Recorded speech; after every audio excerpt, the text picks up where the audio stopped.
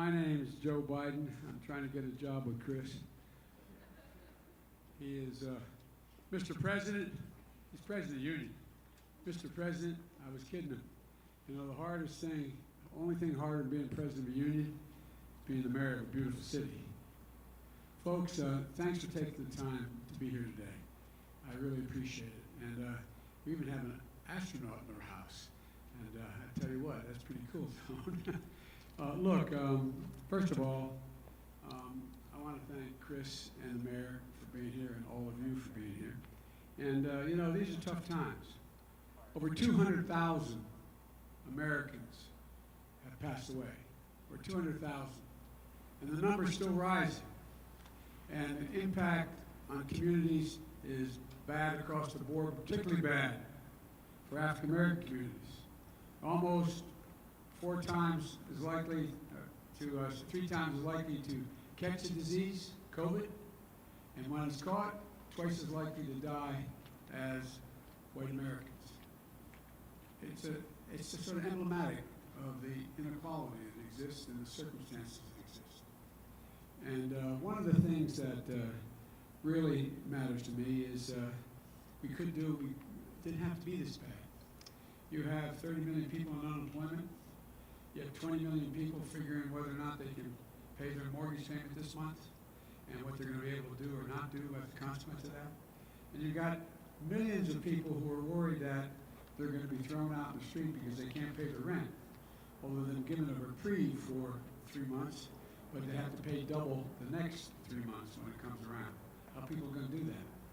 And the way, in fact, the Democratic House and the Senate passed it, stepped up and passed a significant amount of money to help people get through the process, including keeping businesses open and the like. Well, guess what? They insisted there be a thing called an inspector general, somebody watching where every dollar went. And the first thing the President of the United States did is fire that inspector general. There is no inspector, it's fire. And so you got only 40% of the money intended for small businesses going to small businesses.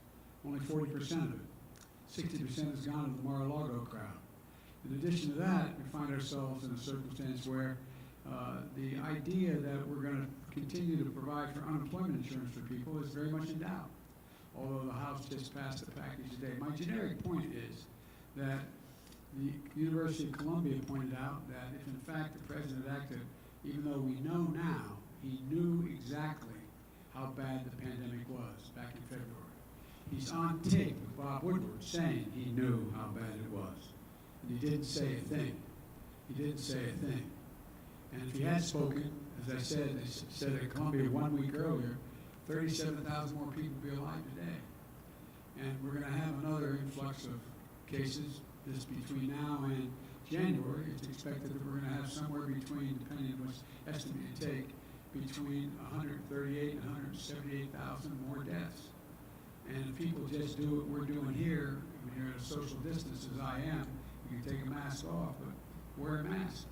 They estimate that would save about close to 89, 90,000 people. And so it's about being responsible.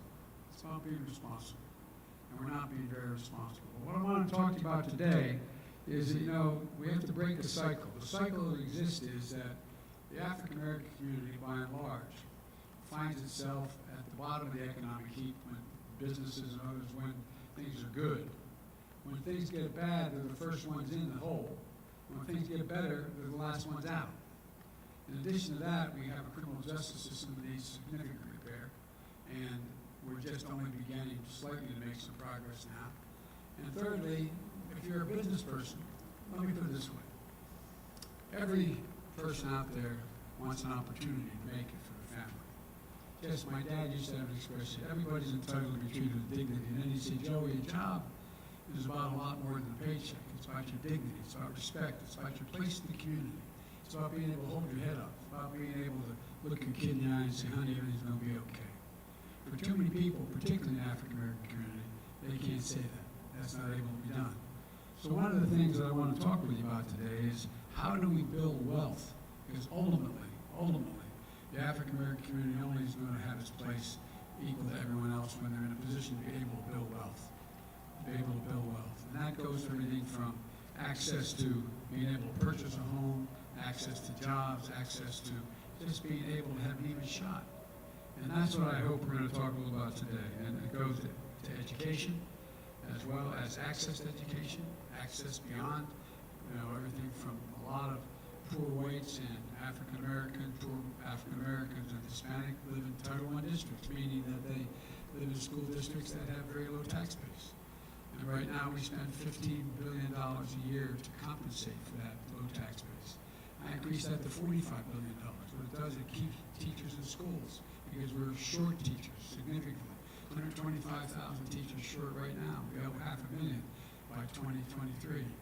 In addition to that, we find ourselves in a circumstance where we used to have in our schools in the old days, we used to have one, right now we don't have any, we virtually have no school psychologists in our schools. And so teachers come into school and they expect to solve every problem. Well, there's one school psychologist for every 1,507 kids in school. It should be closer to 1 to 500.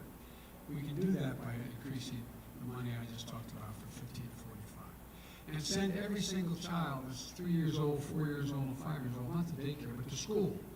All the studies of the great universities in this state and every other pointed out in the last 8 years, that will increase by 58% their chance of going all the way through school, no matter what the zip code they come from, no matter where they are, and be able to do it without getting themselves in trouble. And then we're going to talk about, I think a big issue here is access to apprenticeships and access to community colleges and college, and the student debt requirements that are in there. I hope we can talk about that. But I want to talk about basically one big important thing. How do we change the dynamic? This is a gigantic opportunity. As bad as things have gotten, the blinders have sort of been taken off the American people now. They look out there and we have the pandemic, unemployment, we have race relations that have just been drawn into focus, and everything from police brutality to lack of access. And the American people have all of a sudden, average people, gone, my Lord, holy mackerel, I didn't know it was this bad. A lot of them did know, a lot did. A lot didn't know it was this bad. And, talking to, well, I won't go into it, I'm talking too much now in my opening statement, but here's the point. The point is, I believe we have a gigantic opportunity to fundamentally change the systemic racism and the systemic problems that exist in our system. And I think we have to do it, but only one way to do it. We've got to show up and vote. But I believe the American people are not going to be turned off. I believe no matter what the administration does to try to make it hard to vote for everyone, not just people of color, but everyone, no matter what, I think they're going to vote. You see what's happened in Virginia, early voting. They have 4-hour lines on the first day. And we're over 40 days out. People are going to show up and vote. They will not be dissuaded. And so that's why I'm optimistic. I was asked by one of the foreign leaders when I was overseas, when I was vice president, I said, can you define America for me? I said, yes, I can, in one word, possibilities. Possibilities. We're the only country that believes anything's possible. It's not about time we make it possible for everybody. That's what this is all about. I think we have a gigantic opportunity in the year 2020 to make these changes. And with that, as my mother would say, I'm going to hush up and take any questions y'all have. I think let's get out of the way here.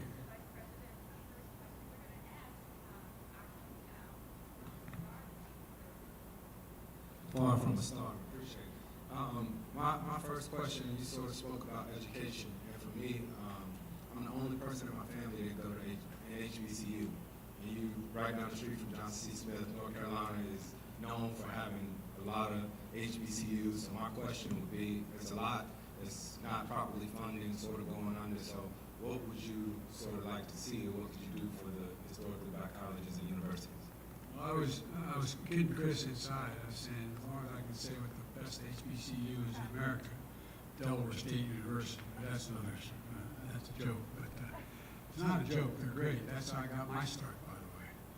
I went to the University of Delaware, but the reason I got involved in politics in the first place is because of what was going on in my state in terms of segregation and in terms of Dr. King being assassinated. Part of the major part of our city was burned to the ground. That's how I got engaged. And a lot of my work came out of HBCU. Look, right now, one thing all the data shows is that given an opportunity, an equal opportunity, there's not a single thing that an African American can't do, that a white American can do, that a Hispanic American, an Asian American, I mean, not a single thing. And so what's happened? It's about access to opportunity and access to good jobs. Now, an awful lot of universities, like great universities like UNC or Wake Forest, a lot of schools, they have endowments. And the endowment allows them to provide for the circumstance to bid for these major federal initiatives that allow them to bring into the school a technology or a program that is able to bring in outside sponsors as well as government sponsors, and then have students work in those areas. For example, cybersecurity. Cybersecurity is a big deal, but you have to, and it's the future, there's going to be millions of, over time, good paying jobs in the area of cybersecurity. But because the HBCUs, for example, most of them don't have the they don't have the endowment to be able to build the facilities that can attract the environment, the government funding, as well as private endowment, they don't get to set these up. So, for example, when I was vice president, we went down in Roanoke and we provided funding for an HBCU to have a cybersecurity proposal. They did it, they got the contract, and now what they're doing, they're training young women and men who get out and good starting jobs where you can end up being paid more than $100 grand a year, and they're fully, totally, thoroughly capable. So what I've done is I proposed, and we'll get this done, I proposed a 10-year program for $70 billion for HBCUs. $70 billion. And that $70 billion will be available to the HBCUs based on their competition to get access to it, but everyone will qualify, every HBCU. And they'll be able to do the kinds of things that other universities do. For example, Delaware State University is a great university. The president of the university is a young man who used to work for me in my Senate office now. Brilliant guy, doctorate. The end result of it is, though, when the University of Delaware makes an application for dealing with solar energy, because it has a significant base, it gets these significant injection of technological capability, or, for example, light metals. They took over an old facility. This used to be a Ford facility a long, long time ago. They took over a facility, used to be a Chrysler facility, got shut down. And now what do they have at that facility? They have people in that facility who are now doing metallurgy that relate to making lightweight aluminum and metal decks for aircraft carriers. Well, it's a multi-million-dollar and will end up being $1 billion projects. And so the people who get to work on that, the very students in that university get to work on, they're the ones who are going to go out and get these great jobs. So that's the first thing I'm going to do for HBCUs. Secondly, we have to look at, and we have been looking at, the idea that we have to bring in HBCUs to engage in more of what we are doing in terms of our national dialogue. And for example, I kid two of the guys that are my co-sponsors of my campaign, African Americans. They talk about the Morgan man. I'm a Morgan man. Well, there's a lot of great universities, including right here. But we have an opportunity to provide for you able to get to those universities. How can you do it? Well, I'm going to see to it that any family, anyone who comes from a family that makes a total income of less than $125,000 a year gets free college education. They don't get in. If they get in and qualify, they pay nothing to go to college.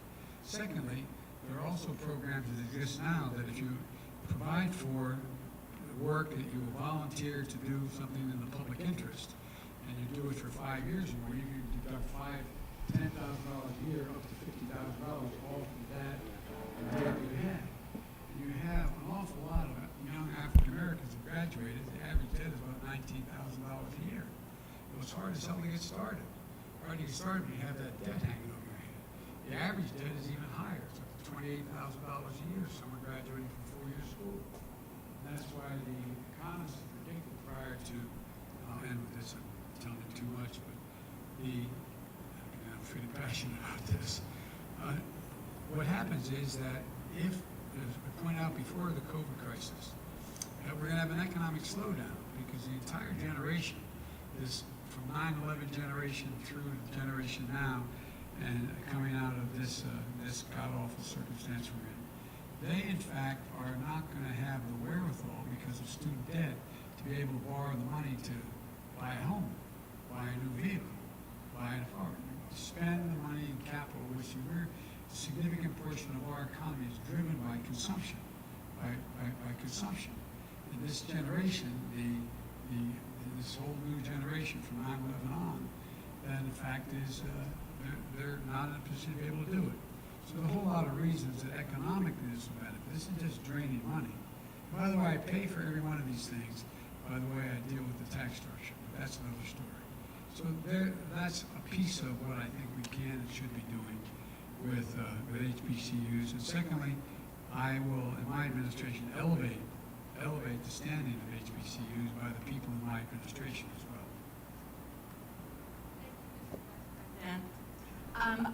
The Vice President would like to hear from you, so I'd like to recognize someone that might have a question in this for this forum. Yes. There's a microphone right there. Phone right there, and there's one on this side as well. So can you? Hi, I'm Hannah Bonaparte. I just was wondering, what are you going to do about minimum wage? We're going to raise it to $15 an hour nationally. I've been deeply involved in raising it as I've gone around the country working with cities and counties that in fact have raised it, including New York City and out on the West Coast as well. Here's the deal.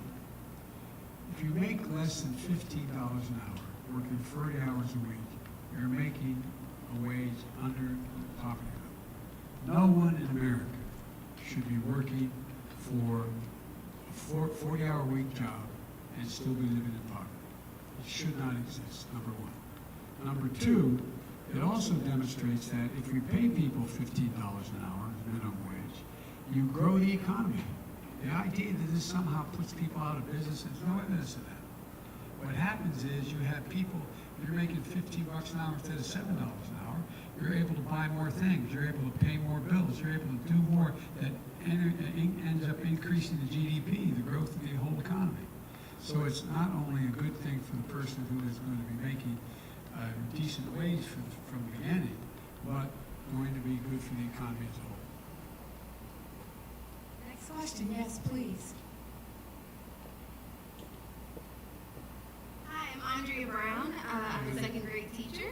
Nice to meet you. The logo said, God love you there. It's been difficult, but thank you.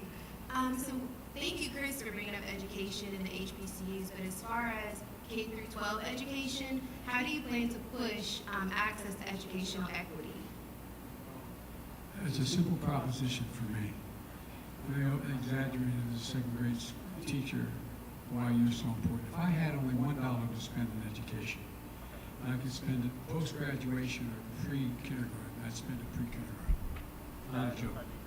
Because you know as well as I do, based on your educational background, that 60% of a child's brain is already developed by the time they're in their 3, 4, 5 years old.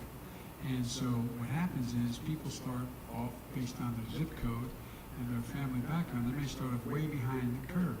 You know you have a lot of students who, they come into school, if they come from a very poor background in a community raised by a single mom or a single dad through no fault of their own, they will have probably heard 1 million fewer words spoken by the time they get to first grade. That by itself is an impediment. Nobody's forced that on anybody. We got to change it. And so the way to change it is threefold. Number one, as I said, provide for early education starting at 3 years of age. And it's not, you think, oh my Lord, why do we have a 3-year-old go to school? They learn as rapidly as a 6-year-old, a 12-year-old, a 14-year-old, and they just suck it all up. They just suck it all up, number one. Number two, to make sure that we pay teachers enough money to stay in the business of teaching. My wife's a full-time teacher. My wife has never stopped. As first lady, as a second lady, I should say, she taught 15 credits every semester at a community college. Before that, she taught juniors and seniors in high school for 25 years. I think it was 25. But my point is, a long time. Although I'm not allowed to tell the exact number because my wife is 30 years younger than I am. So started off not quite that much, but now there's no woman in the entire Biden family as old as any man, but that's another issue. But all kidding aside, the fact is that it is the lifeblood. Look, you know, people, they say, well, these children, they're all our children. They're the kite strings that lift our national admissions aloft. And it's bizarre, crazy for us. In every single empirical study done, the more money you spend, the better you educate a child throughout the process, the better the community as a whole is. Everybody, across the board. And so that's why we also have to make sure that we provide for more direct funding for specific programs in schools. Federal, as you know, better than most people know, the bulk of all the funding for schools is local funding. Local funding. It's not national funding. It's not federal funding. But federal funding can focus on particular needs within schools.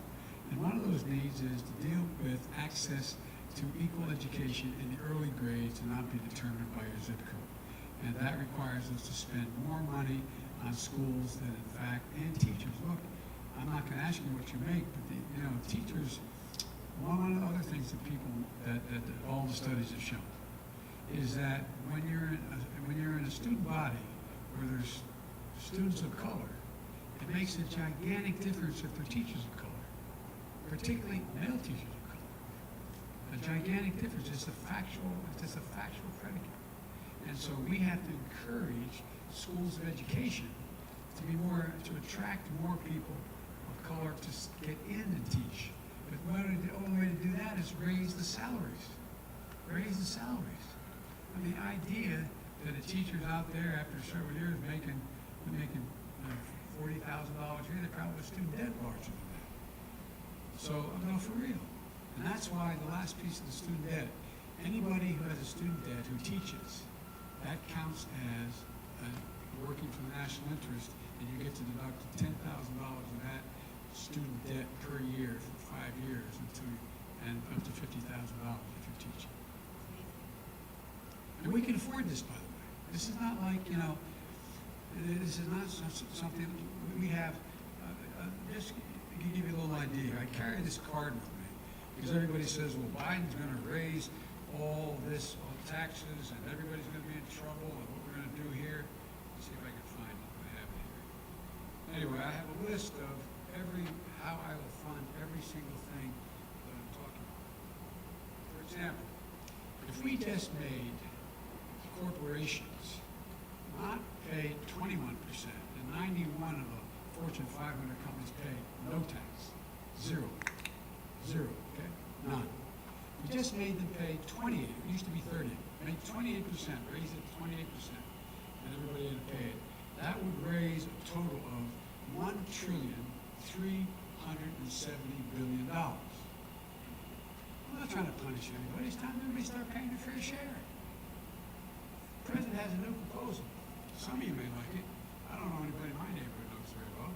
And that is that another $30 billion tax cut for billionaires. You think I'm making it like, billionaires sound like, Bernie Sanders, billionaires or that. That's not the problem. The problem is reducing the capital gains tax. If you make your money off investments as opposed to sweating your brow or walking up and getting a paycheck, right? He thinks you should only have to pay 15% of your income. So you'll pay more as a school teacher than somebody making $20 million if they have it's all coming from investments. It's not right. Again, don't want to punish anybody. Just about time everybody pays their fair share. And the way I do that is I raise the tax back for millionaires and billionaires to 39.4%. Not they're talking about 90%. That's not true. It was 39.4% when Bush was president. You just raise that tax rate back up to 39.4%. That raises all 6%. That raises $90 billion. Just give you an example. So there's much more I could talk, but my point is, it will not, and by the way, I went to undergraduate and graduate school, but I was very flattered that I think it's 14 Nobel laureates in economics just endorsed me and said my plans make sense. All this stuff about Biden's going to bankrupt the country and Biden's going to spend $400 billion. and you're gonna raise your taxes. Not true. You can do it all by just starting to pay your fair share. That's all. That's all. And give people who need a break a break. Thank you. So we have time for one more question, or I think we're gonna have time for 2 more questions, if that's okay, Mr. Vice President. Okay, maybe 3. But I apologize. Hello, nice to meet you. My name is Sabrina Collier. My husband and I, Chef Greg Collier, own restaurants here in Charlotte. One Uptown Yoke and one here on Camp North and Leah and Louise. And as you know, the restaurants have been hit severely hard the past, would it be 7 months now? And a lot of us, which are small business owners and small minority business owners, didn't receive as much relief nationally. The city of Charlotte has been amazing with offering grants and things that we can float us over and still pay our employees, but we still had to cut staff. We still had to cut hours. What would be the relief for us small business owners, specifically restaurants? Is there a plan to give us some type of relief? I don't know, a tax cut, anything? Yes, there's a big plan to do it. There's the mobile plans. First of all, the CARES Act, which passed out of the House and Senate, which was a total of $2 trillion overall, twice, was supposed to provide what they call the Main Street Lending Program. For 4 months, it didn't lend a penny. None of the money went out, number one. Because you got 20 Republicans in the Senate who said they don't want anything on anything, for real.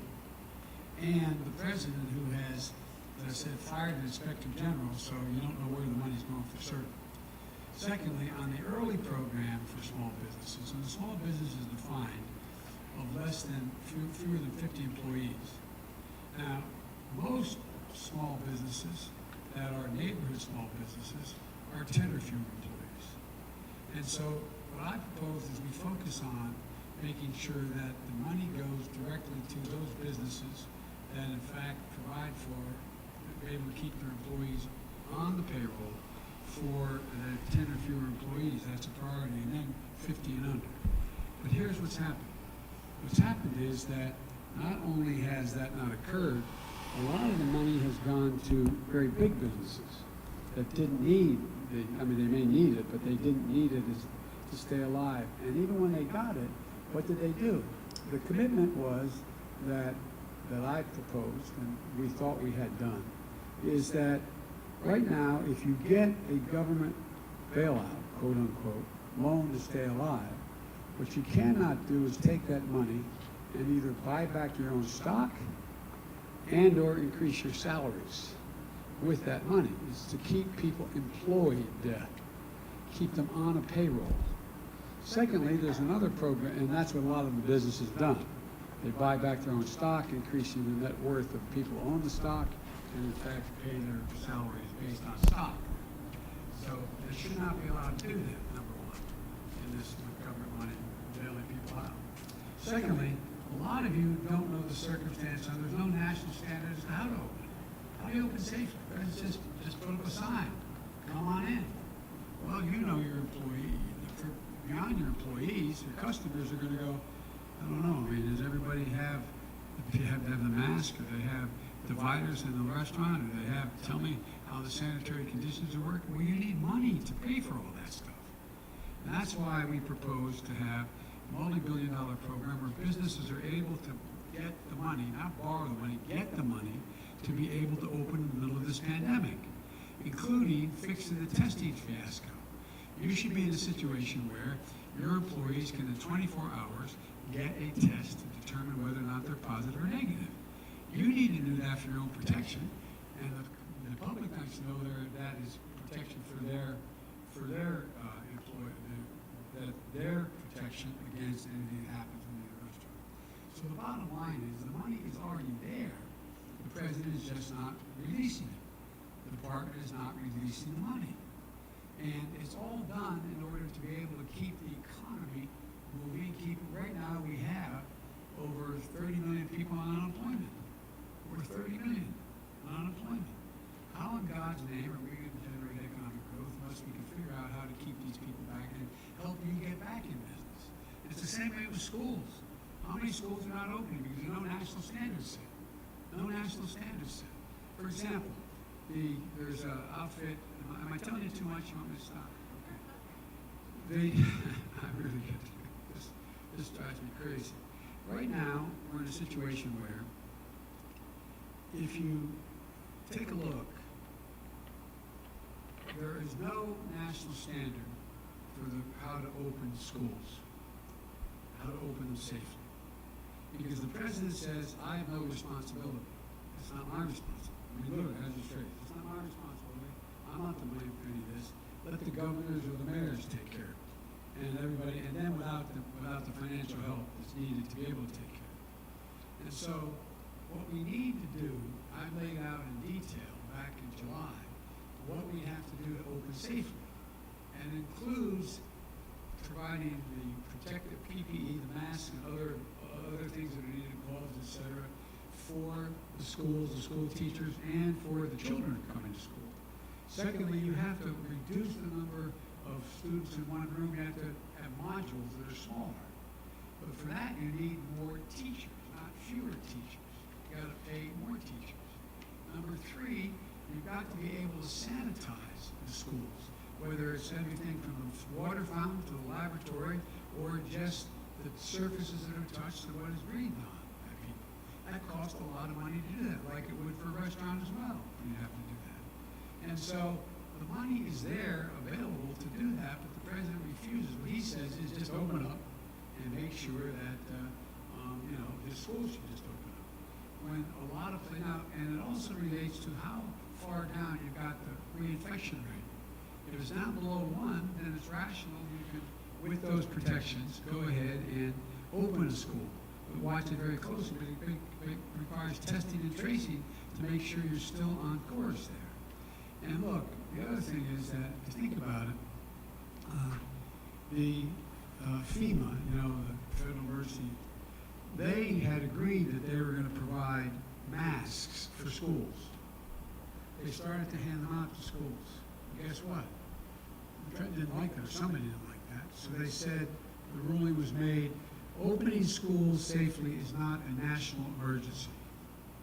So they stopped it, refusing to even provide masks for schools because it's not a national emergency. Well, if this isn't a national emergency, I don't know what the hell is. So the way we're doing this is the way, I'll end with this. The president was in Ohio, I guess a couple days ago at a rally. I don't want to misquote him. And he said at the rally, and I wrote this down, he said that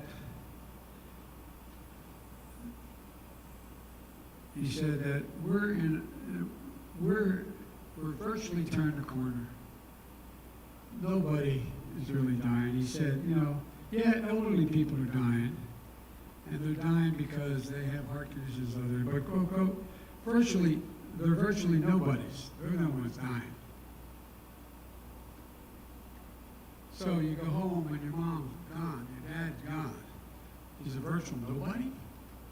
The idea, the way we're talking about people, and this is all within our power to do something. The virus wasn't his fault. But the way he's handled it has been close to criminal. And so many people breaking their necks. And by the way, my deceased wife, when I first got married, I married a beautiful woman from Syracuse, New York, Indianapolis, New York. And I got elected when I was 29 years old. I come from a very modest family. I was not bragging about it. I was listening to the poorest man in Congress for 36 years because I didn't think you were supposed to earn him anywhere other than your salary. And then when I got elected vice president, one of the press outlets said it's probable no man has ever assumed the office of vice president with fewer assets than Joe Biden. I hope they weren't talking intellectual assets. And so, but when I got elected when I was 29, I was in Washington before I was sworn in, and I got a phone call from my fire department saying my wife and daughter had just been killed, and my 2 boys were not likely to make it. Tractor trailer broadside on our Christmas shop. And at the time, my wife's father, my father-in-law, he came home from World War II, and he had owned a restaurant. He was a cook in World War II in the Navy. He ended up opening up a restaurant in a place called Auburn, New York, a town of about 20,000 people just south of Syracuse. And it became the meeting place for everybody. It's a place the doctors would start off the morning, getting their coffee, and the lawyers would have their lunch, and kids after graduations would come to this called the Hunter Diner On, and then they opened up other restaurants. And in order to try to convince me to stay, and I don't blame him, I do the same with my daughter, tried to convince me after we graduated to take a job in upstate New York rather than go back to Delaware. He offered me his prize diner that was, and he was making at that time, I would have made 5 times what I made as a lawyer. Starting lawyer's salary was $6,000, and it was $30,000 a year. But the problem was for 5 years, I watched how hard he worked. I don't know how you do it. You gotta love it. Even in good times, they think you're crazy. It's 24 hours a day. But you deserve a break, and your employees deserve a break. And the fact you're fighting so hard to keep them on the job is a testament to the kind of people. But I promise you, I guarantee you, if I'm elected, you'll get both the PPE, you'll get also the money to be able to open, and the additional money, not only to maintain your employees, but to maintain an open place that you in fact can. I met with a lot of restaurateurs up and around the country, so they can open up and do everything from having plastic shields in front of the cashiers to a lot of things you can do to make it safe. Make it safe, and you'll get that. Thank you so much. Thank you.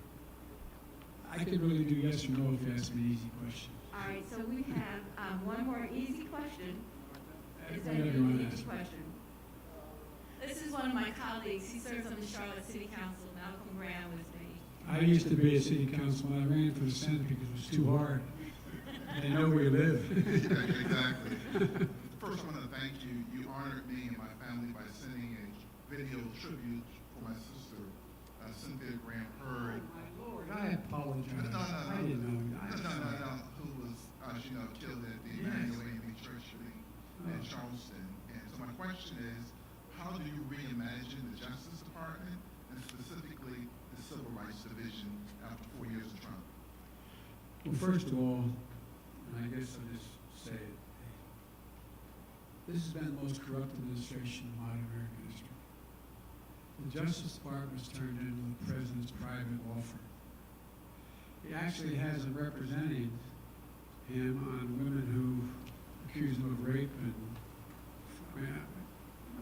where did that come from? And the Justice Department under my administration will be totally independent of me. I will not direct them who to prosecute, how to prosecute, what to prosecute, and I will not be injecting, I will not enter their decisions based upon the judgments they make about what cases they bring and they don't bring.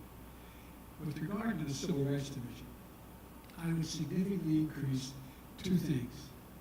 One, civil rights presence in the Justice Department and elevated so it has access to and transparency into all police departments' activities across the country, just so they are aware, that it's transparent what's going on. I would also make sure that I elevate the Justice Department, the Civil Rights Division, to have a direct office inside the White House. When, for example, I'm the guy that wrote the Violence Against Women Act.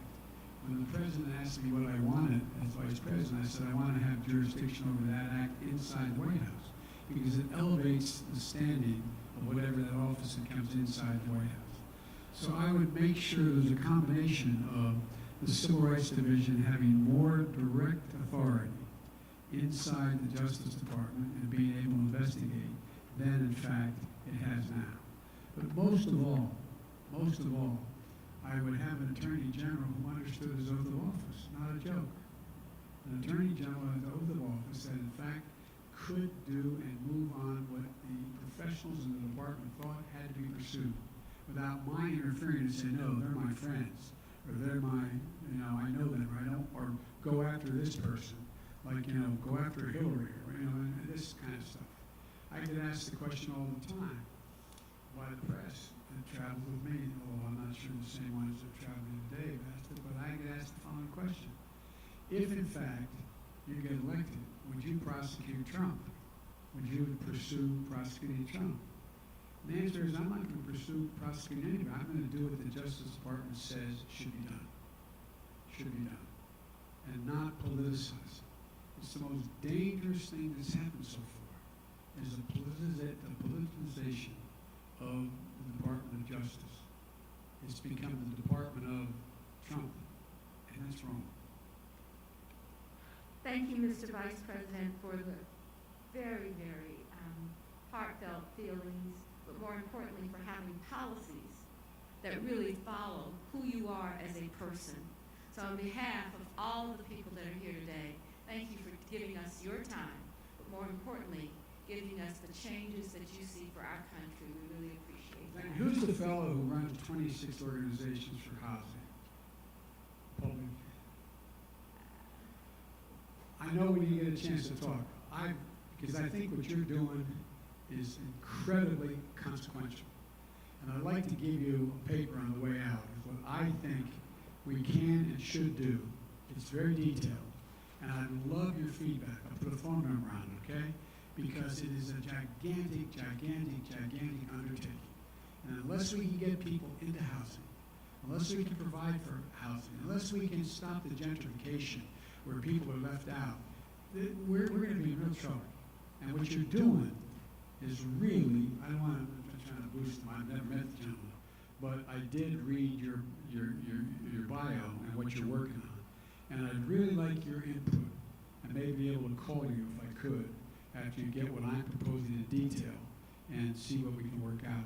And I'm part of the reason I do this, and what I miss about being able to do larger engagements, is this is where I learn.